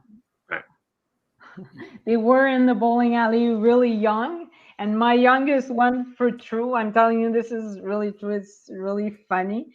When my parents would babysit, they would put tape of TSN or whatever other show I was on, and they would say, let's say in the middle of it, they would say it was time for bedtime. And my youngest, he was really young, not even 2 years old, and he would say, no, it's not finished. He would know that the game wasn't over, and he wouldn't go to bed until I had finished bowling on the tape. That's awesome. Joanne Nadeau, because they had a bowling alley, she gave me a bowling shoe for him. I think it was like he was only 2 years old, and she had bowling shoe, and he would put the bowling shoe in the basement and play bowling all night long. Nice. That is awesome. Any success in? I mean, obviously, most of us in the West are connected to the WCBT and the cash events. Have you played any of the club tour events? Ontario. Any desire to play cash events? Are we going to see you out here at the TPC maybe one year? Bring the contingent from Quebec out here to play. I think I'm gonna go back really into bowling when I retired from work. Then I'll go play a lot of time, and I'll have really, actually, with my work's been the stopping point in the last few years.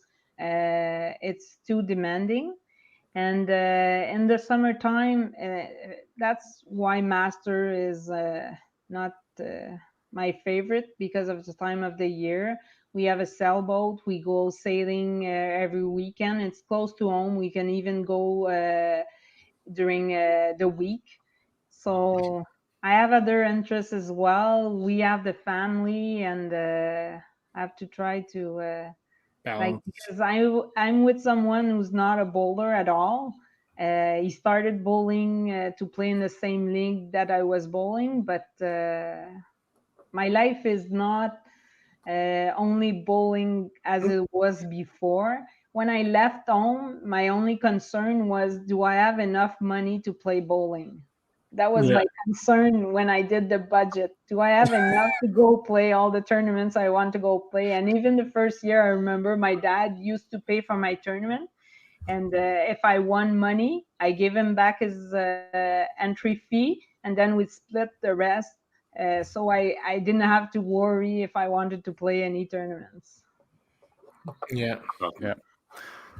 That's a common theme in the WCBT for all the young kids. They kind of got deals with either other bowlers or their parents to cover their entry fees and stuff like that. But if we go down, does it pay really the fees of everything? How much money do you have to win for it to be? Especially traveling. I mean, if you were to come out west, sure it is. You'd have to, tournament is part of it. A holiday is another one. Seeing some friends is another part of it. It's, you're right.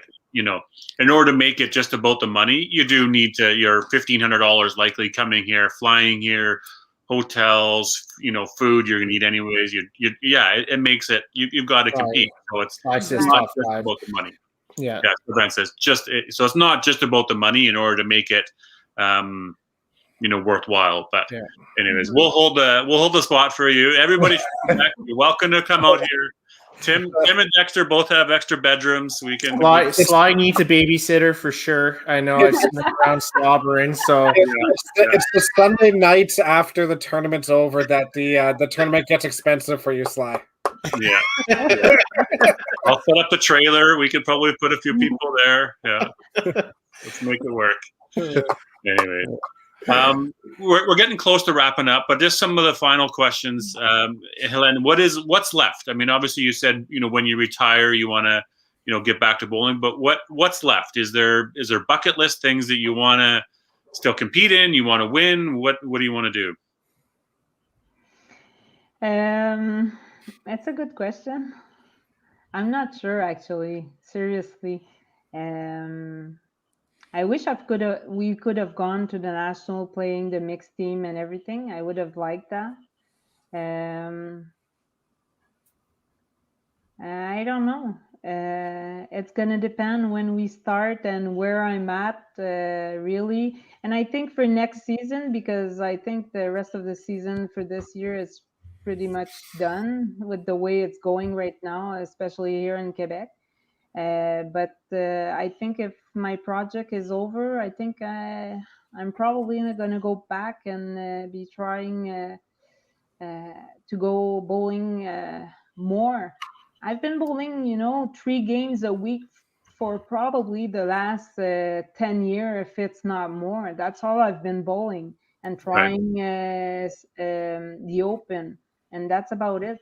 And the fact that there's not much tournament even here in the area compared to what it was in the 90s and even in the beginning of the 2000s, all the tournaments have gone down as well. In fact, so there's not that much place that you could go. It's pretty much Master or the Open. There's not much more than that. So that's quite Tell Sly to organize a club tour event in Gatineau. Exactly. Absolutely. He could, I'm sure.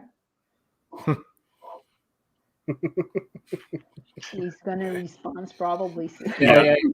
He's gonna regret getting you on here, I think. Yeah, exactly.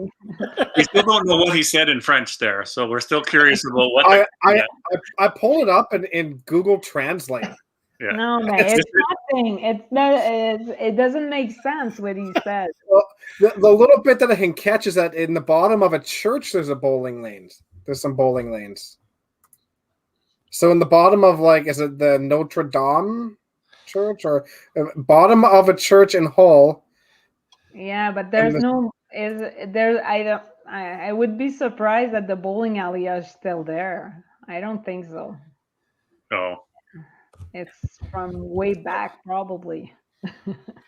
That's super neat, though. So I don't know. My dream, actually, it's really what I said always. I want to have my own bowling lane in my house. That would be my ultimate. In your house, I like it. Yes, yeah. In my house. That's what I always said I would have. So that's probably what I really would like to have. Did you always use the same type of bowling ball, or did you change as technology changed as well with different types of ball? No, kept. I bought bowling balls, a set in 92 and a set in 93s, and that's it. I kept it. I have them since then.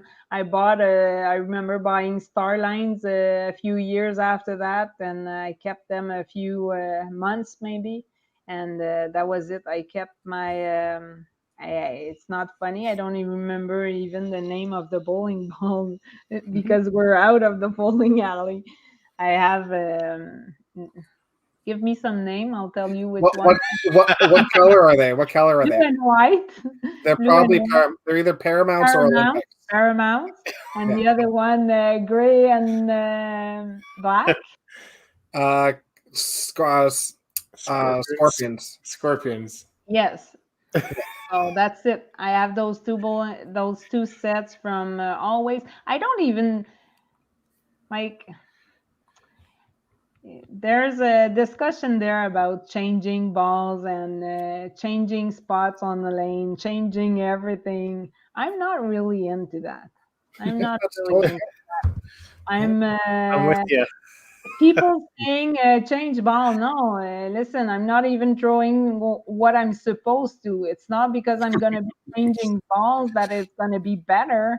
I have to find myself first before thinking of changing something. So I don't know. I'm pretty always the same thing. There's not much changing in my on the lanes or the balls.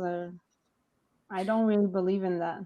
I don't know. Maybe I'm wrong, but no, clearly not. Yeah, exactly. Yeah. I made a career out of it. Well, there's some, I guess. Not yet. Long ways to go. I think the thing that Carrie and Dexter, who change quite frequently or adjust, is because of the lane conditions. And because now with the synthetics and the approaches and the different ball, compositions, I think there's a point on that side too that, you look at 10 pin and how frequently they change. So that's probably why you guys are, but yeah. But to Helene's point, find yourself before changing the bowling ball. Totally. It's a self-awareness thing too. If you're not throwing the ball the way you're supposed to, there's no point in changing a bowling ball. Yeah. But if you feel comfortable the way you're throwing it, and you're just trying to find a different location on the head pin or a different way for the head pin to splash, then by all means go ahead and change that ball. But changing a ball isn't going to be the answer if you're not executing. Exactly. Yeah, that's right. I always look at like it's kind of like a golf swing. You're never going to swing the golf club the same day to day. I don't think you're going to throw the ball same day to day. So I always find where my most consistent, and then if it's close, then a ball change or equipment change or a spot change usually fixes that small issue instead of me trying to think too much around it to throw the ball better. Yeah. But it's neat that people have different views on it. And obviously, like Hélène, you have such an amazing career based on that one fact that you didn't make too many changes or anything like that. And there's lots of players that have the other mentality where they make lots of changes and they do fairly well. So it's neat that the sport can encompass both mindsets and be successful. Yeah, and I think some of that is even partially like just how time has gone on. And I mean, before 92, 93, there weren't personal bowling balls, right? So there was no such thing as changing bowling balls. You're grabbing the same balls off the rack all the time. You go to a nationals that bring in brand new, Brunswick bowling balls, and that's what you got to use. So there really wasn't the idea of changing. So you just found what worked well for you and just stuck with it. And I totally get it. Yeah. Any questions for us, Hélène, or any questions, guys? Final wrap up stuff for Hélène there. Any advice for us? What we're doing these days, Hélène? Anything on the 5-Pin Universe, guys? Do you watch the podcasts or yeah? I watched a few, not on the same night, but I rewatched them because it's later for us. Right. But I'm not really good with all the technology and everything. So I listen more than I say something. You've done a lot better than most of our guests. So you got in on time. You're really good today, actually. Yeah, we were the ones a little bit behind today, and you were right on time. It was perfect. Yeah. I had to ask how to log her in, and she's laughing in the back room there. But because for work we have to do some of online and all that, and I'm always nervous until everything's set correctly and we're on, and before that it's like, oh my god. No, it was pretty easy tonight for sure. No. Do you have any trick shot ideas for Dexter and I? Like, do you have any ideas? I love those videos. I wish I could be able to go and do it for you. Try to do it. I love that. Teach Tim how to throw some balls between the chairs because he can't do it. I'm bad. Super bad. That's one of the points why I would like to have a bowling alley to try stuff like that. If you think of anything, let us know. Yes, exactly. I will. Construction is coming. Yeah. We kind of broke some stuff today, but I mean, we're working on it for tomorrow. So yeah, power saws are coming out tomorrow. Yeah.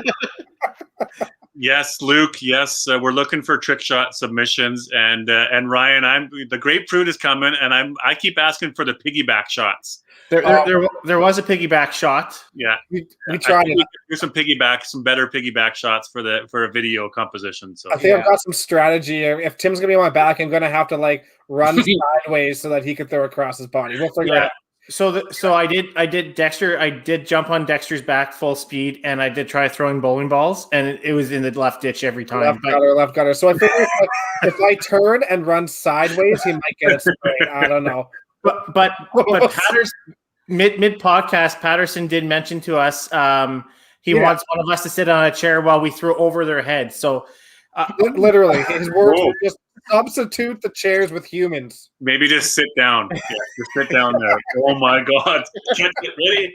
We can film it. Yeah, that'd be really good. Yeah. Okay. Yeah. Well, that's actually a really good call. Yeah, Tim, you're sitting down first. Who's paying for the liability insurance on that? Yeah, that's their own. I remember a guy here in Gatineau that would be able to throw two balls at the same time and get both corner at the same time.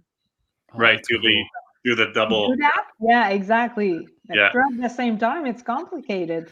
Yeah, I tried, and they both went in opposite gutters. That'll take some practice. Before you go, though, Hélène, can you sing us the song? No. Come on. If there's Good a answer. place I don't have any talent, it's for singing. I'm telling you. Ask Suzanne. I'm sure he's gonna That's sing so it for good. you. We should have organized that just all of a sudden at the end to have six of you come on to do the song so we could do it. Oh, that's But funny. anyways, speaking personally, thanks so much for Yeah. what you've done for the game. Thanks for coming on here tonight. You're absolute, icon of the sport. Yeah. One of the best to ever play. Hopefully you keep coming and playing and keep building a career. Thanks so much, Hélène, for your time tonight, for sure. Absolutely. Yeah, Oh, you're thank you for absolute having me. inspiration to the game, and I'm sure to a lot of little girls out there looking. You put on your list Diane Violini and Connie Ward and these people, and to a lot of people, you are that person. So yeah, you may not think it, but you are. So thank you so much for what you've done for everybody, and really appreciate having you on here. Yeah. Thank you. But I think the sport did more for me than I did for the sport. We're very lucky to be in this. Absolutely. Yeah. Very modest. Yes. And we are, because we're able to do it even when we get older, compared to other sport that it's more difficult to maintain the competitive part of it. So we're Yeah. lucky. Yes, Li- exactly. lifelong friendships. Exactly. We'll go ahead, Carrie. Yeah, I was just going to say thank you very much for coming on and joining this silly get-together chat that we do every week that we didn't think was going anywhere. To have an icon like you, like they said, in the sport to be on, we can't thank you enough, and we hope everybody that tagged along with the live chat enjoyed it, and it'll be on Facebook forever, as long as Facebook doesn't go under, I guess. We'll move you to the back room here for a All minute, right, thank and you. stick around. We're just going to do our wrap up, and then we'll come back and chat after the show. All right. Thanks. Awesome. And she No, was it's bad. nervous about doing the show beginning. I mean, absolute, like I said, icon, legend of the sport, amazing lady. It's awesome to have her, guys. Good job. It was great. Yeah. How are we going to top these podcasts? We're going to run out of superstar guests. We're going to have to bring on people like Ryan O'Callahan again. Exactly. We gotta go to the bottom of the barrel so that people don't have the expectations, and then build it back up. That's right. That's right. So we're going to have to save some Hall of Famers for like 100, 110, 120. Yeah. Yeah. But Tim, you're to that note, you are working on some new guests. I'm working on some new ones. They're getting back to me. So those ones who haven't got back to me, obviously Hélène was a little nervous and everything worked out just fine today. So you know who I'm talking to. It's okay to message me back and say, hey, I'm interested in coming on. End of the month on February, I am really happy to bring on Mike Bates and his wife. So we're really happy to bring him on. Mike's a really great bowler out of Ontario. And so I think Mike could be a great addition. Him and his wife will be coming on, both H5 Hall of Fame members. And I believe Mike's a Ontario Hall of Fame member. So. And you're working on some others. I know you've got Sandy. Jen mentioned Sandy coming. There's definitely, obviously we have a list of people that we're looking to have on. If you think that there's somebody that would be a great guest, I know Ryan wants to tell a story about his dad. That's great. No, he does not. Awards being worked on. There's a lot of them that are being worked on, but definitely fire Tim a message on Facebook. He's our booking agent. Happy to have get some people on here that are going to be great for the show. We love doing this, guys. I love doing this on Wednesday nights. It's awesome. I'm happy to be part of it, and you guys all do your thing. So we're good. Yep. Send in trick shot requests. Yeah. And please sign up for TikTok. And YouTube, subscribe to YouTube. Send YouTube for your kids. Get your kids to sign up to our YouTube. Like there's nothing that they can't be watching on there. So let's pump our numbers all across the board: Facebook, YouTube, TikTok, all these things. Right? We got we got some new merch coming. We've got a website being built. We got a big idea for production. We know that obviously C5, there's no open nationals. Next year's in Newfoundland. 5-Pin Universe is planning something huge for Newfoundland next year. So a lot of this revenue, some of these things is going to go into some production of some things because we want to be building some content and building some outstanding shows for everybody. So support us as much as you can, and we'll continue to support 5-Pin Bowling. Awesome. Well, we'll talk to you guys in another week. Have a good one, everybody. See ya. Okay.